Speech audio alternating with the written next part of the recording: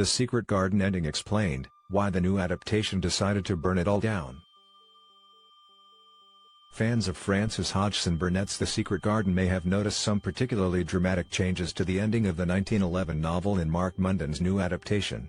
The film, out now on premium video on demand, reimagined the conclusion of the story to better suit its themes and to give its protagonist Mary, Dixie Eagerichs, an opportunity to have more agency.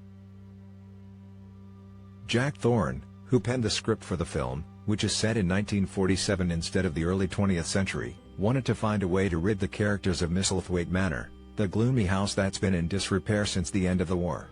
The solution was to literally burn down the stately home, allowing Mary to run inside and rescue her uncle Archibald Craven, Colin Firth, from the flames, something that does not happen in the novel, which concludes in a much more uneventful way with Archibald simply discovering Mary and his son Colin playing in the secret garden.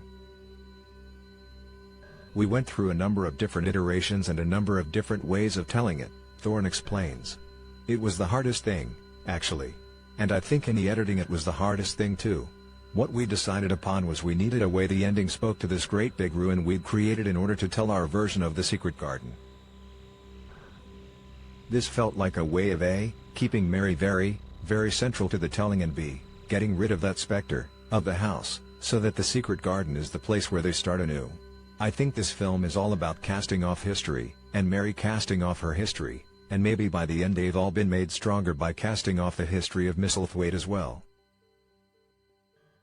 Munden adds, it's about purging the place. It's about Mary being able to rescue Mr. Craven in a very real way. It also allows the spirits of the sisters, Mary's mother and her sister, to help Mary. It unites all sorts of dramatic elements, which are an essential part of the story. To film the ending sequence, production designer Grant Montgomery built a massive entry hall and staircase in a soundstage at Pinewood, outside London. The curving staircase evokes the Gothic settings of Jane Eyre and Rebecca, two other stories about mysterious manor houses with tortured men that end in fire. We knew we needed to design and build the house because we were going to burn it, says Montgomery, who used an existing house in Yorkshire as the exterior. We really couldn't go to any of these existing stately houses and say, can we set a fire in this house? They would just say a flat no. But that allowed us to have an imagination about how Misselthwaite would look, and that was exciting.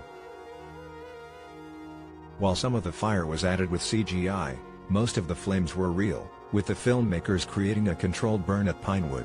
It was Eagerichs' favorite scene to film because of the intensity. The actress feels that adding something with a spectacle to the ending will better suit younger viewers, who expect some drama from their movies and TV shows these days. It can capture the young audience better, Eagerichs says. And also I think it's important to remember that this film is just one film. You still have the 1990s version of the film. You still have the old versions. It's not replacing them. If you don't like the ending, that's completely fine, you can watch the other ones. For Firth and Julie Walters, who plays Misselthwaite's severe housekeeper Mrs. Medlock, the ending helps to remind viewers of what these characters have been through and where they could potentially now go. After the fire, they return to the garden, where there's a feeling of hope for the future. It makes for a dramatic ending, Firth notes. But there's also the feeling that the bitterness and self-obsessed misery of the master of the house has led to its inevitable destruction. The story begins rooted in misery. But Mary discovers a sense of adventure, and the children, through their own efforts, bring about healing for everyone concerned.